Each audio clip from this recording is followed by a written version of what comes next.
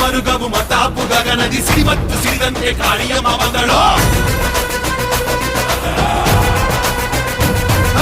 ತಾಯಿ ಕಣಕಣದಿ ರೋಷ ಉಕ್ಕಿಸಿಕೊಂಡು ಮುಳ್ಳಿನಂತ ರೋಮ ಉಳ್ಳ ಉಗ್ರ ಕಾಳಿ ಬಂದಳು. ಮೈಯ ಬೂದಿ ಘಮ ಕುಡಿಗೆಯಲ್ಲಿ ಬಿಸಿ ರಕ್ತ ಚಿಂಗತ್ತ ಕುಳಿಯಂತೆ ಕುಡಿದು ಕುಡಿದು ಬಂದಳು.